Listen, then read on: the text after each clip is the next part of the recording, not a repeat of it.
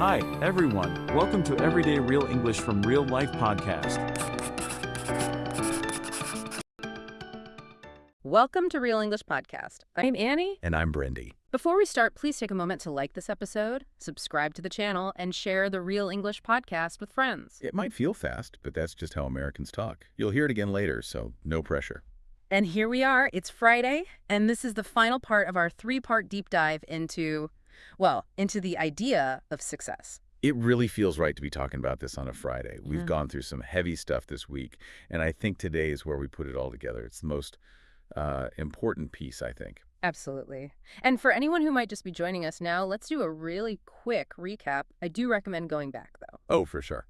So on Monday, we talked all about external pressure, that feeling that you're just following a script someone else wrote for you. Right. The shoulds, I should get this job, I should live here, all of that. Exactly. Then on Wednesday, we looked at that weird feeling when everything looks perfect on the outside, but on the inside, it just feels empty.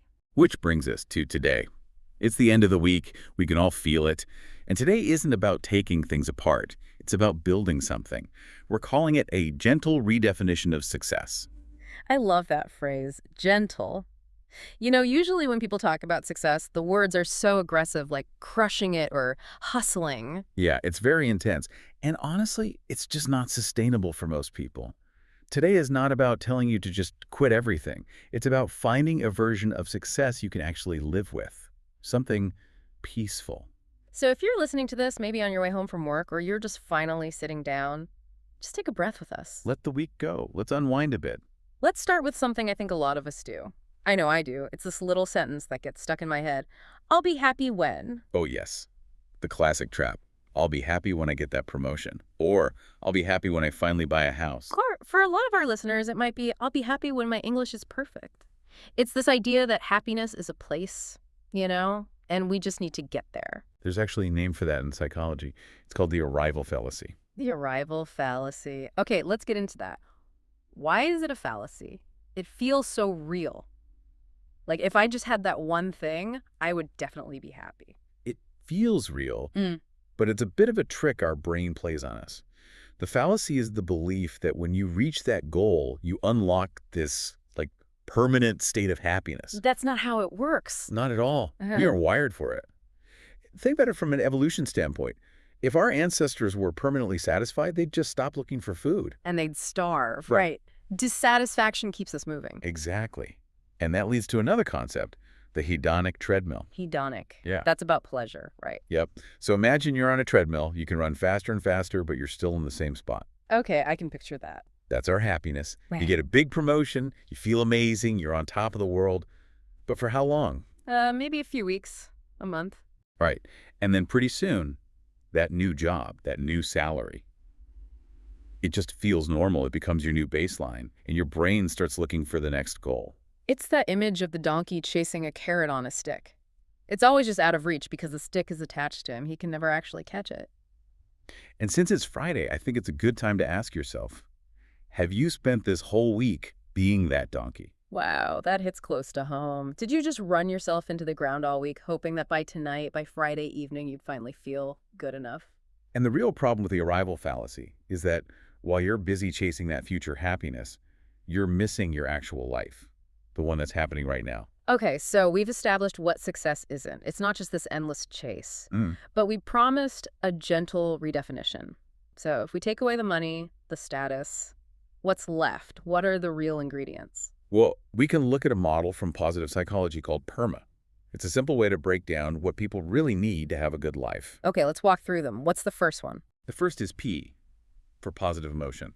It sounds simple, but do you actually have moments of joy or peace in your day? Not all the time, of course, but are there pockets of it? Right. Okay, makes sense. What's next? E for engagement. This is what people sometimes call flow. Oh, flow is when you're so focused on something you lose track of time. Exactly. Are you absorbed in what you do? Or are you just always watching the clock, waiting for it to be over? A good life has moments of deep engagement. Okay, so positive emotion, engagement, what else? R is for relationships. And this is a huge one. Almost every study on long-term happiness points to this. The quality of your relationships is maybe the biggest predictor of your well-being. More than how much money you make. Much more. You can have all the external success in the world, but if you don't have people to share it with or to call when you're struggling, you're not really thriving. That makes perfect sense. What are the last two? M is for meaning, knowing why you're doing what you're doing. And then finally, A is for accomplishment. Wait, accomplishment? I thought we said that was the trap. Well, it's about the type of accomplishment. This isn't about getting likes on Instagram. It's about achieving things for yourself, that feeling of getting better at something, of mastery. It has to come from the inside, not from needing other people to approve. So it's a shift. We're moving from looking at external things like money or fame to internal things like peace and connection. Exactly. And here's a question that sort of reframes the whole thing. Instead of asking yourself, am I successful? Try asking this. Is my life sustainable? Is my life sustainable? That's powerful because I can be very successful by working 80-hour weeks, but that is definitely not sustainable. I'll burn out. Right. Or here's another one. Can my nervous system rest here? Wow. If your version of success means you're always stressed, always in that fight or flight mode, then maybe it isn't really success at all. It's just survival. That's it. True success is creating a life you don't constantly feel like you need to escape from. This reminds me of a really helpful way to think about this. The difference between having a map and having a North Star. Oh, I love this metaphor. It's so good for anyone who feels a little lost. So a map is, a very rigid plan. Step 1, step 2, step 3. I have to graduate by this age, get this job by that age, buy a house by 30. And maps are great until there's a roadblock you didn't expect. You lose your job, get sick, and suddenly your map is useless. Then you feel like a failure. You think you're broken. But a North Star, that's different. A North Star is just a direction. It's not a specific path. Exactly. Your North Star could be something like, I want to be creative, or I want to help people. I see. So if my North Star is helping people, there are a million ways to do that. I could be a doctor, a teacher, a social worker, even just a kind friend. If one path closes, I haven't failed. I just find another path toward my star. It gives you flexibility. You can move around the obstacles without losing your purpose. And this is so relevant for learning English, isn't it? 100% yes. So many learners have a map. I must have perfect grammar. I must have no accent. It just creates so much anxiety. It really does. But a North Star for a learner could be, I want to connect with people. Or I just want to understand and be understood. Yes. And if that's your goal, then a small mistake doesn't matter. Did you communicate your idea? Did you make a connection? Then you succeeded. You moved toward your star. It takes all the pressure off. And speaking of pressure, let's bring this right back to this moment. It's Friday night. The end of the week. But it can also be a really hard time for people. I think we should try a little role play. A conversation that I think many of us have in our own heads. I like it. Let's do it. Okay, so it's Friday, 6 o'clock. I'm sitting on my couch. My laptop is closed, but I feel really guilty. I feel like I should be doing more. Okay. And I'll be the voice of gentle reason. All right, here we go. I'm just sitting here scrolling on my phone. Sighs. You seem really wound up. The week is over. What are you doing still checking work stuff? I don't know. I feel like I should be productive. I didn't get to everything on my list this week, and it feels lazy to just sit here. You're not being lazy. You're recovering. Your brain has been working so hard all week, it needs a break. You wouldn't call an athlete lazy for resting after a race, would you? Logically, I know you're right, but if I just answer a few more emails now, it'll make Monday a little easier. Or will it just make you start Monday already tired? Your brain needs to switch off. Resting isn't you giving up. It's part of what makes the work possible. It's just hard to stop. I feel like if I stop moving, I'll fall behind. Choosing peace over pressure is not falling behind. Success, right now, tonight, is not working. Success is letting yourself rest. Rest is productive. Rest is productive. I really need to drill that into my head. Okay, I'm putting the phone down. Good. Just be here for a bit. Okay, end scene. How did that feel to act out? Uncomfortably real, honestly. I have that exact internal battle almost every single Friday. That guilt when you stop. I think we all do. Our culture celebrates being busy, so doing nothing can feel wrong. But it's so necessary. Rest isn't the prize you get after work. It's a requirement to be able to do the work in the first place. That's such an important point, and I want to help our listeners really feel that.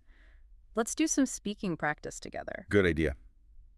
These are simple sentences, but saying them out loud can really help them sink in. I'll say a sentence, and then I'll leave a pause for you to repeat it. If you can't speak out loud, just say it clearly in your mind. Ready? Let's begin. Success is being kind to myself.